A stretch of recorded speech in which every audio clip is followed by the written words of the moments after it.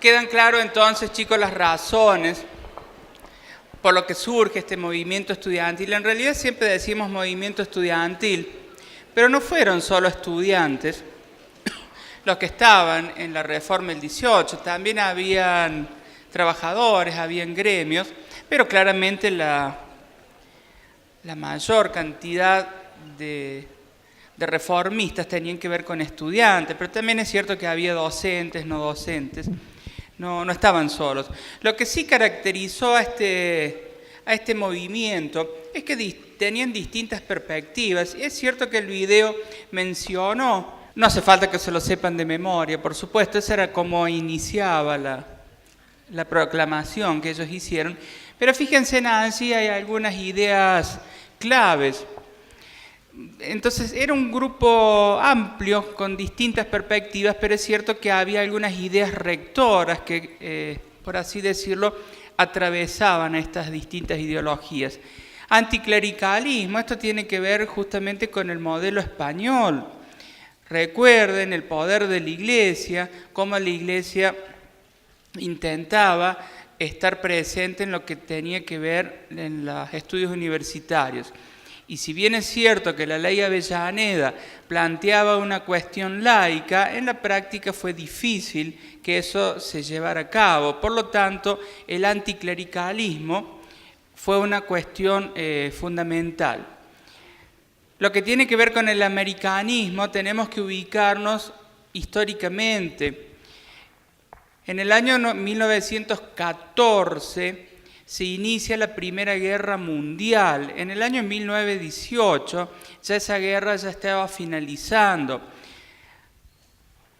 Por ahí, para nosotros ahora Europa puede ser un país, un continente donde la gente vive bien, qué sé yo, qué sé cuánto, pero en esa época la Europa no era la Europa de ahora, la Europa de ese momento era una Europa donde la gente se estaba matando entre sí, donde había millones de muertos y definitivamente no era la cuna de la humanidad. Entonces justamente frente a una Europa que se caía a pedazos, producto de la Primera Guerra Mundial, y donde muchos inmigrantes estaban llegando a América, incluso a nuestro país, seguramente muchos de ustedes, incluso yo, tenemos abuelos o bisabuelos que venían de afuera. Definitivamente esta cuestión de hacer de América una nueva cuna de la humanidad estaba presente en ellos, pero se entiende que el contexto mundial era totalmente distinto, obviamente el que es de ahora. Solidaridad social tenía que ver justamente con esta misión de la Universidad de la Extensión. Era una universidad cerrada donde solamente se transmitía un conocimiento para unos pocos, no se generaba conocimiento, no se investigaba y lo poco que se sabía quedaba en círculos chiquitos. Por eso era un espacio de consagración y legitimación. Los reformistas apuntaban a que justamente ese conocimiento llegara a la sociedad. Ellos peleaban justamente para una universidad del pueblo, para el pueblo, que se llegara justamente a ese pueblo.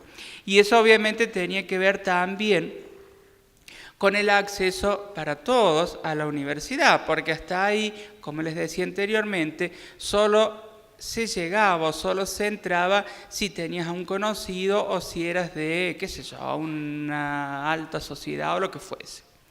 Y fundamentalmente todo lo que tenía que ver con la democracia universitaria. Como bien dijo el video, los cargos en la universidad eran vitalicios, eran para toda la vida, no había renovación y se ponía a dedo. Y quien ponía el dedo en realidad no eran todos los miembros de la universidad, sino que eran unos pocos. Por lo tanto, allí surge un concepto fundamental que lo vamos a ver ahora en un ratito, que es el cogobierno. Ellos pregonaban que la universidad no debía ser gobernada por unos pocos, sino justamente por todos los que participaban en esa universidad. Ustedes deben tener en claro, chicos, esto lo vamos a retomar ahora, que estos son, no hace falta que se lo sepan, pero es básicamente lo que dije. Ustedes deben tener en claro que muchas cuestiones que hoy podemos disfrutar, por así decirlo, aprovechar, es justamente consecuencia de esos reformistas, ¿sí? El hecho que ustedes este año puedan votar para elegir sus representantes, que puedan participar en organizaciones de todas las que ayer estaban acá, en cualquiera de ellas, es justamente parte de estos legados. Pero como bien cerró el video, todavía hay cosas que nos faltan, ¿sí? Bueno, ojalá que entre yo, que ya me voy retirando, y ustedes que recién empiezan, ojalá luchen por esas cosas que faltan. Lo que deben tener en claro es que los reformistas, ya dijimos hacia dónde apuntaban, pero tampoco no discutían el modelo francés, Sí, un poco más el español, en el sentido justamente de la cuestión laica, pero el modelo francés ellos no lo discutían. Recuerden que el modelo francés formaba profesionales al servicio del Estado. Lo que ellos en todo caso cuestionaban de eso es que se formaran al que quería ser un profesional para el Estado, porque hasta ahora entraban unos pocos, ¿se entiende? Ellos querían que entraran todos. Por lo tanto, no se estaba cuestionando el modelo francés. La Reforma nunca cuestionó ese modelo. Sí, en todo caso se cuestionaba justamente esa cuestión que solo unos pocos entraban. Esto también puede explicar por qué el modelo alemán o humboldtiano, ¿se acuerdan?, no tuvo tampoco entrada o cabida en este momento de la historia argentina. Y de hecho sigue vigente hasta el día de hoy el modelo francés. Martiarena, si leyeron el texto, empieza a hacer un recorrido histórico de todo lo que fue el siglo XX, a partir de la Reforma del XVIII, haciendo referencia a dos conceptos que provienen en realidad de la medicina, de los movimientos del corazón, que es diástole y sístole. La verdad que está muy bien aprovechado ese concepto, porque la cuestión es cuando chupa la sangre con dióxido de carbono, que hay que oxigenar, se contrae y eso es la sístole. Y cuando se expande para alargar la sangre oxigenada para el resto del cuerpo, se llama diástole.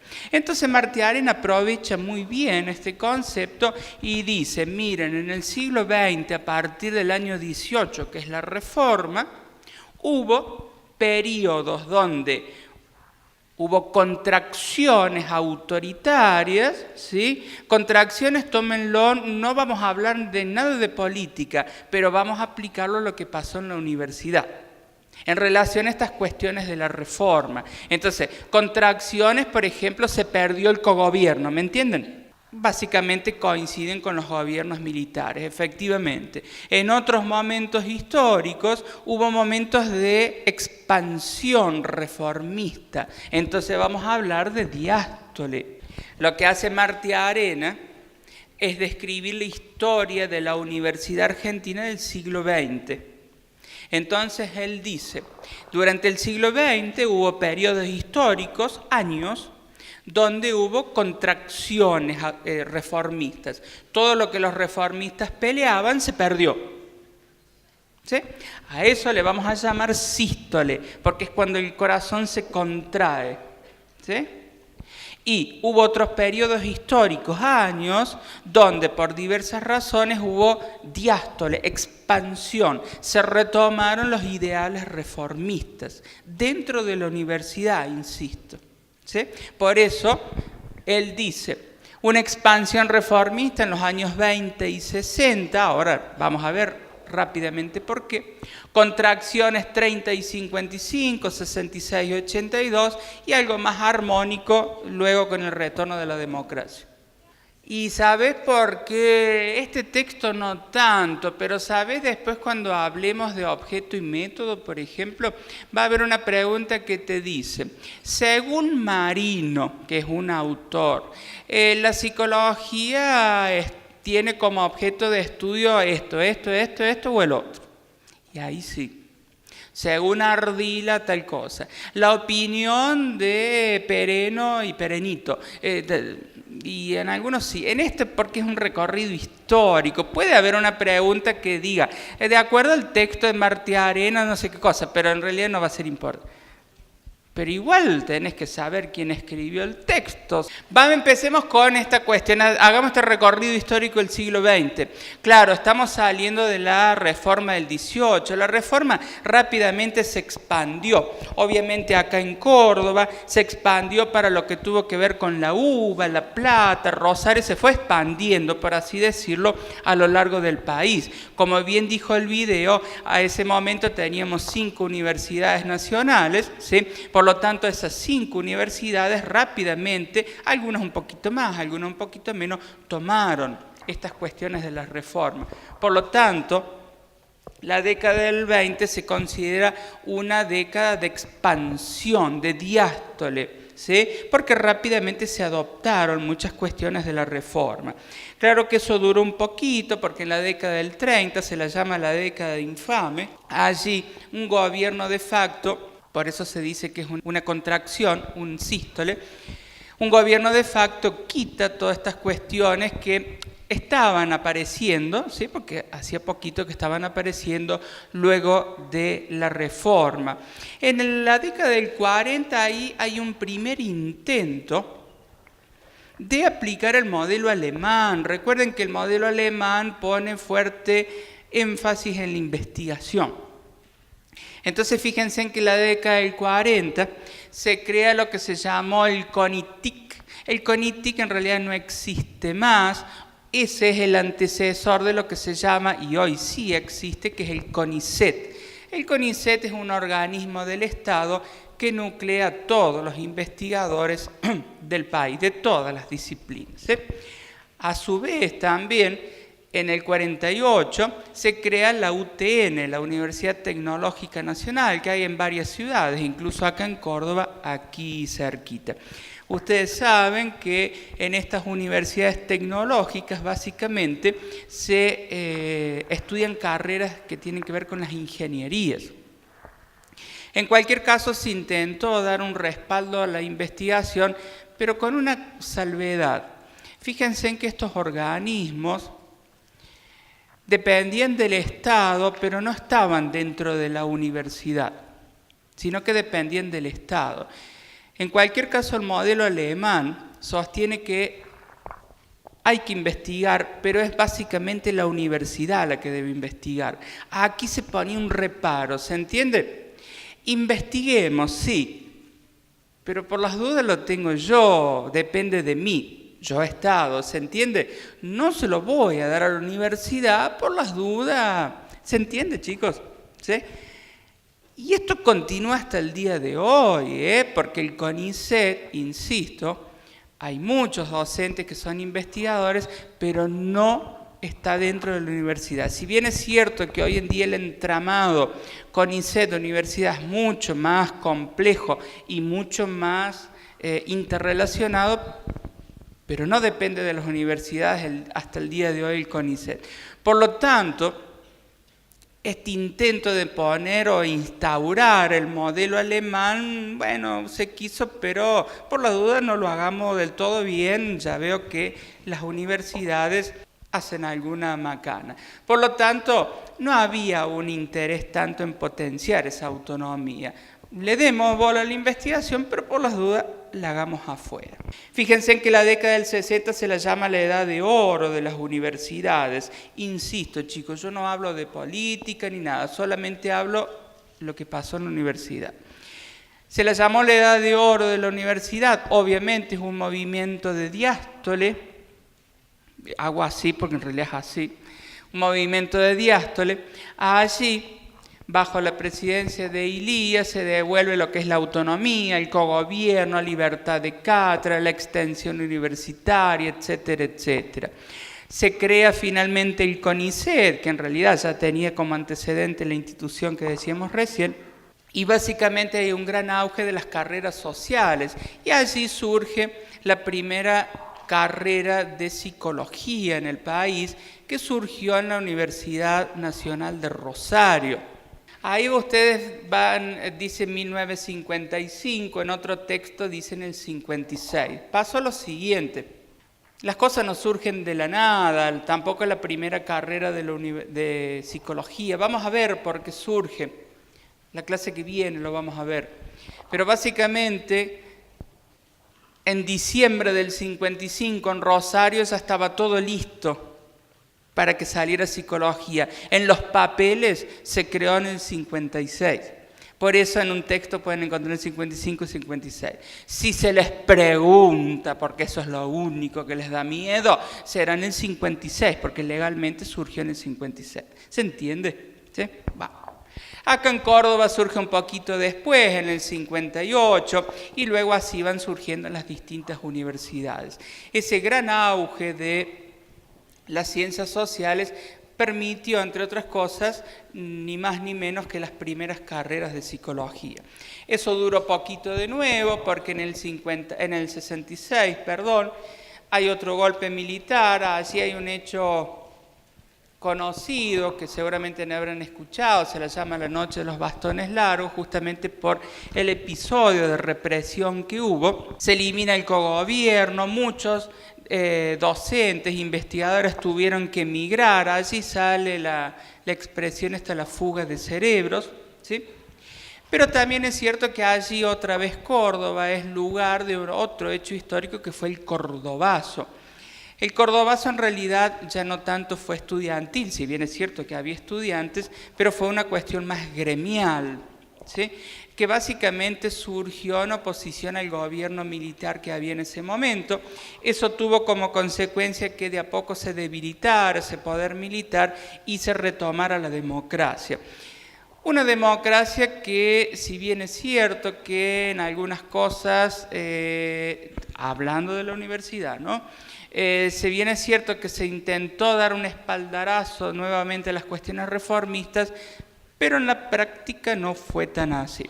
Entonces, fíjense que en el 73 vuelve Perón, las universidades seguían intervenidas, la autonomía, si bien se proclamaba en los papeles, no era tal. Es cierto que se puso un ingreso irrestricto, entonces muchos sectores populares pudieron acceder, pero la universidad no era, por así decirlo, la panacea de la autonomía. Hubo algunas leyes, sepan que por lo menos se intentó normalizar, por así decirlo, en el sentido de devolverle la autonomía y el cogobierno a la universidad. En la práctica no se logró mucho. Es cierto que en el año 74 Perón muere, ¿sí? Y luego nazco yo, porque yo soy clase 74. No sé qué tendrá que ver, pero bueno, qué sé yo. La cuestión es que básicamente cuando muere Perón asume su mujer y bueno, ahí la cosa se complica un poquito, lo que implicó que a nivel universidad la pregonada autonomía finalmente nunca se cumpliera. Todo esto fue hasta el año 76, donde otro golpe militar a la mujer de Perón, eso altera el orden institucional, ahí la verdad que se complica un poquito más. En lo que refiere a esta facultad, si bien es cierto que no se cerró el ingreso, en otras facultades de psicología sí se cerraron el ingreso, pero sí se limitó muchísimo el número de ingresantes. Apenas unos 50 podían ingresar en esa época, por lo tanto, eso estaba bastante complicado. A nivel universidad, todos los órganos de gobierno se disolvieron. ¿Sí? No es, el rector era impuesto por el gobierno. Y es cierto también que muchos docentes, muchos estudiantes tuvieron que irse del país y la historia que todos ya conocemos. En el año 83, finalmente la democracia se retoma, ahí yo ya me acuerdo, con el gobierno de Alfonsín. Claro, si bien es cierto que ahí retomó la democracia, para las universidades tampoco fue fácil. ¿Por qué no fue fácil? Y porque estábamos recién saliendo de una época que fue bastante complicada. Entonces, a nivel presupuestario, los distintos golpes que hubo a lo largo del gobierno de Alfonsín, no fue tampoco tan fácil. Pero si bien es cierto que a medida que avanzó el gobierno de Alfonsín se fueron retomando algunas cuestiones de la reforma. En la década del 90 asume la presidencia el doctor Menem. Básicamente la política del doctor Menem fue una política con un tinte más neoliberal, y allí hay una ley que ustedes deben saber que sigue vigente esa ley, que es la Ley de Educación Superior. La ley 24.521, ley complicada si las hay, porque claro, esa ley, entre muchas otras cosas, entiendan que surge en el marco de un gobierno, bueno, ya le dijimos, con un tinte neoliberal. Y básicamente muchos sostienen, muchos la defienden, muchos están en contra. Básicamente, chicos, no vamos a entrar en esa discusión, pero se sostiene que vulnera la autonomía de la universidad. Incluso en algunas, cumpliendo algunos requisitos, las universidades podían poner cupo, ¿sí?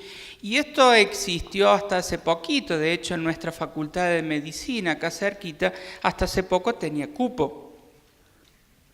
La verdad no me acuerdo el número, pero bueno, no entraban todos. Ahora eso se modificó.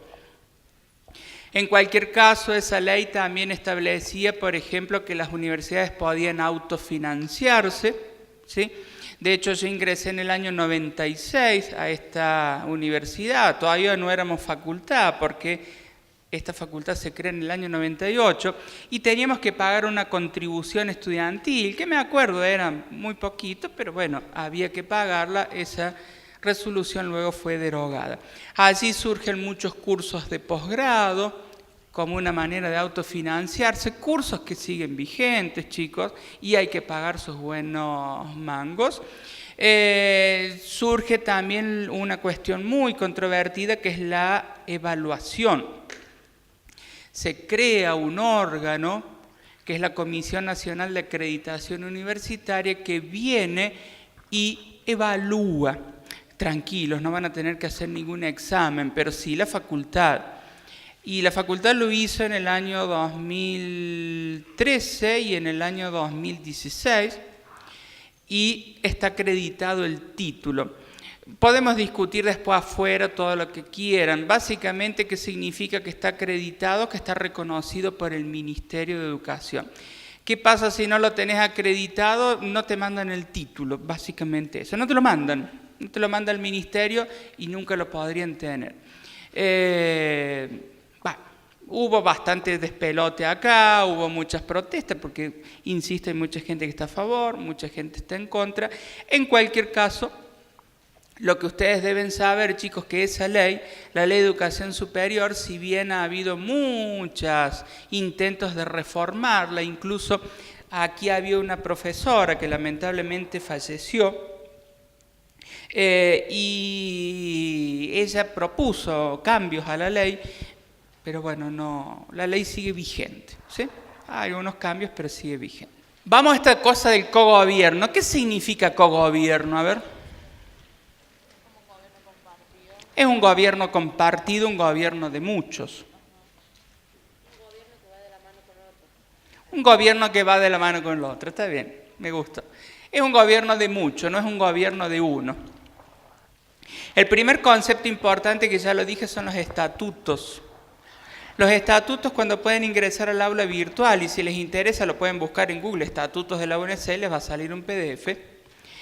Allí están dispuestas toda la cuestión reglamentaria que nos rige, todos nuestros derechos, nuestras obligaciones y todo. Allí en el estatuto, chicos, son todas las reglamentaciones que rigen la vida universitaria, ¿sí? Recuerden que antes de la ley de Avellaneda, los estatutos los dictaba y los aprobaba el Estado. Hoy en día, los estatutos los dicta y los reglamenta la propia universidad. Allí hay dos conceptos importantes. Uno, autonomía, que surge de allá del papado y el imperio. ¿Se acuerdan? Que parece que hace 20 años que dijimos, fue hace un rato. Bueno. Autonomía. ¿Autonomía de quién, chicos? Del Estado. ¿Dependemos económicamente? Sí, obviamente, pero hay una autonomía por parte del Estado. Eso implica que la universidad tiene pleno gobierno. ¿Sí? A ver, una cosa que ustedes deben entender es lo siguiente. Las leyes que reglamenta la universidad y que aprueba sobre su funcionamiento interno están en clara concordancia con las leyes que aprueba el Congreso de la Nación y la Constitución.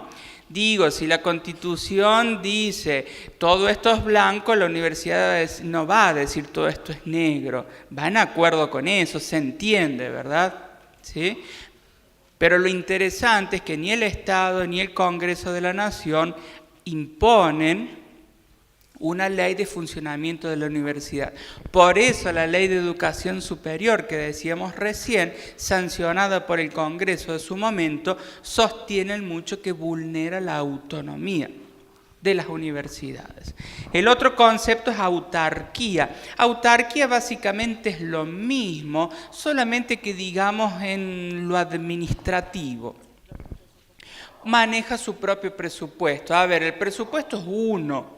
El Estado te da 10 pesos, pero la universidad lo reparte como se le antoja. A ver, no como se le antoja ni al rector ni a mí. Se pelean ahí en el Consejo Superior hasta sacarse los ojos.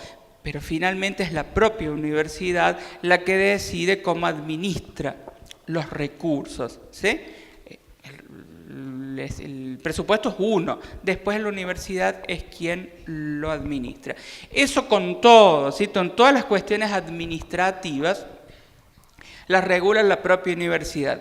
Obviamente, las cuestiones administrativas también van en acuerdo con las leyes de la nación. Si dice que los docentes nos tenemos que jubilar a los 60 años o 65 los hombres, y bueno, la universidad no va a poner una ley que diga que te tenés que jubilar a los 40. Ojalá, si no te estaría jubilado.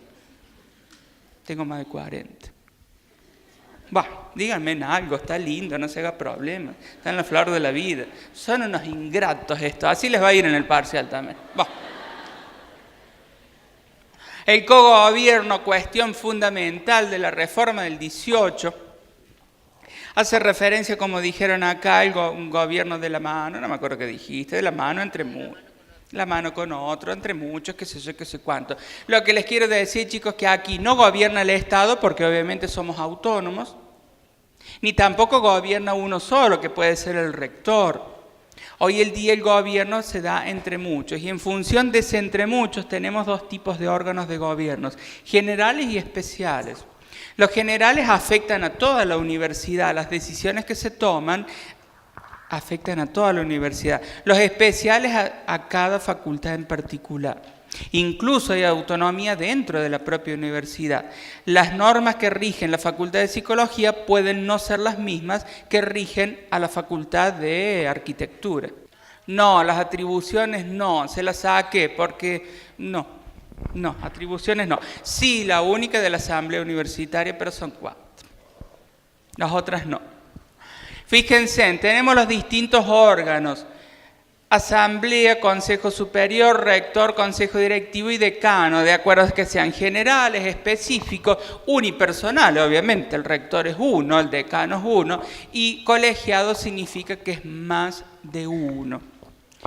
Allí están por orden de importancia o de, qué sé yo cómo llamarlo, de poder, por así decirlo. Quien más poder tiene no es el rector, sino que es la asamblea universitaria. Y fíjense que está el Consejo Superior, está el rector, está el directivo y está el decano. Digamos que ese sería el orden, no de importancia, de poder tomar decisiones, de qué sé yo, hagan lo que quieran. Ustedes me entienden. La asamblea universitaria es fundamental porque es el máximo órgano de gobierno de esta universidad. ¿Y quiénes la componen? La preside el rector y la componen todos los consejeros. ¿Quiénes son los consejeros, chicos? La gente que está en los consejos directivos. Recuerden que cada consejo directivo, o hay un consejo directivo por cada facultad. Hoy esta universidad tiene 15 facultades, por lo tanto tenemos 15 consejos directivos. ¿Quiénes componen el consejo directivo? Ya vamos, esperen. Los consejeros. Eso van a elegir ustedes este año. Por lo tanto, cada consejo directivo tiene 19 miembros. Multipliquen 19 por 15 y esa va a ser la asamblea. ¿Cuánto es?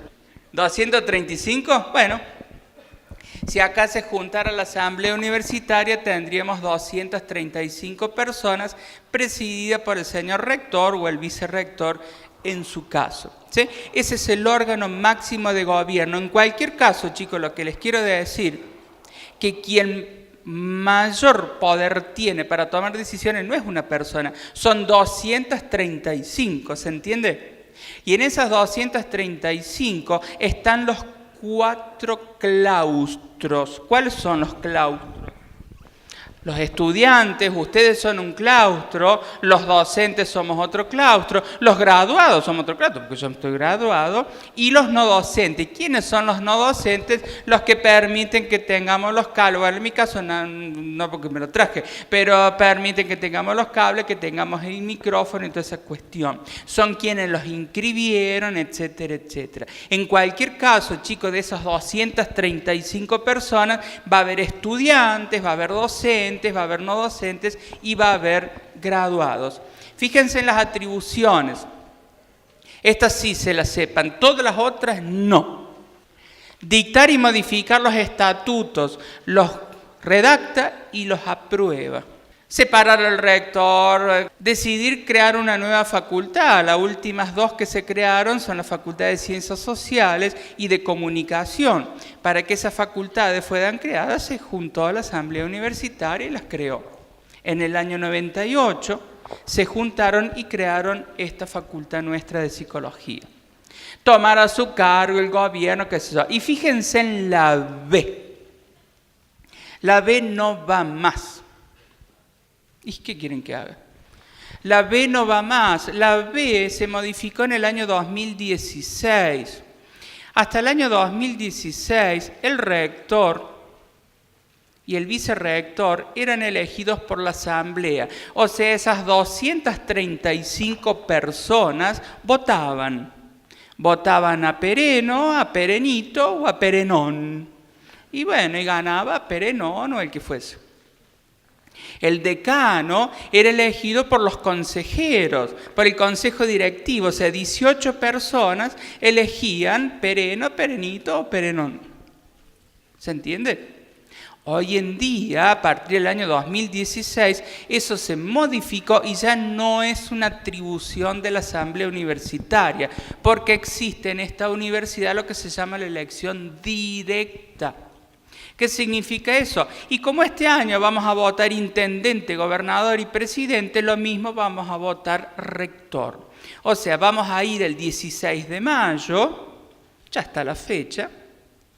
En la facultad nos vamos a meter en un cuarto oscuro, tranquilos que va a haber luz, y van a elegir, me gustó este porque plantea que no sé qué cosa. No, la verdad que me gustó este, como eligen, no eligen. Y ahí en esa mesa, además, van a elegir centro de estudiantes, y ahí van a ver todos los colores que estaban ayer, van a elegir por color, no van a elegir por color, van a elegir por propuesta, pero van a ver los colores. No sé, me entienden, ¿no? Pero además van a elegir sus representantes en el consejo directivo. Van a elegir los consejeros y van a elegir también los representantes para el otro órgano de gobierno, que es el Consejo Superior.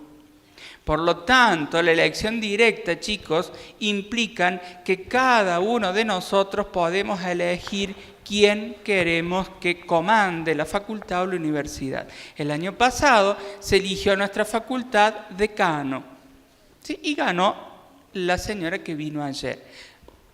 Este año tenemos que votar ya para rector. Entonces se entiende que la B no va más.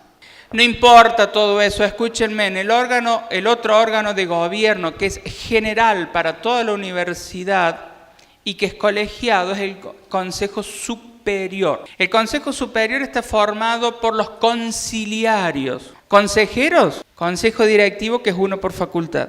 Conciliarios, Consejo superior, que es un órgano general para toda la universidad. No importa cómo está compuesto.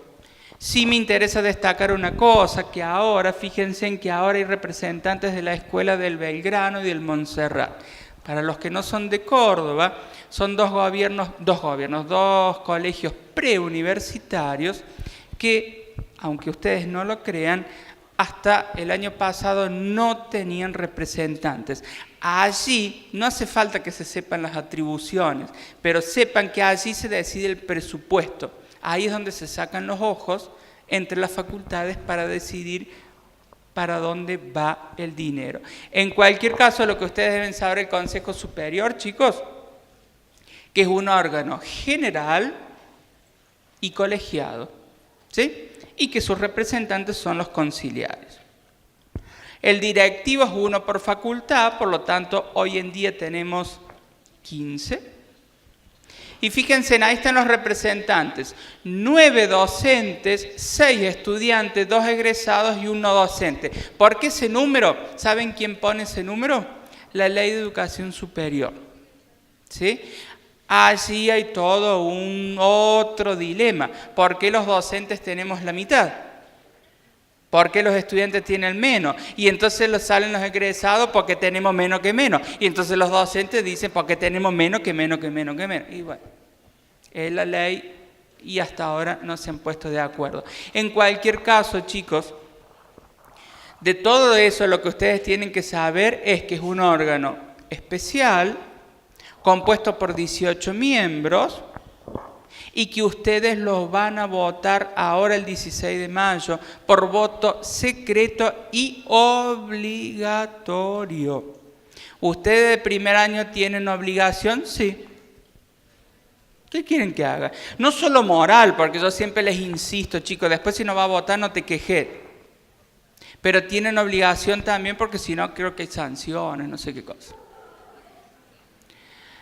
Todos los años se cambia, me pregunta. El decano tiene una duración de 3 años, los consejeros docentes 2 años, a lo mismo que los graduados y los no docentes. Los estudiantes, ustedes, todos los años se cambian. El centro de estudiantes también. Por lo tanto, vaya previendo que el año que viene van a tener que votar de nuevo. Bienvenidos de nuevo, gracias y vayan a dormir así.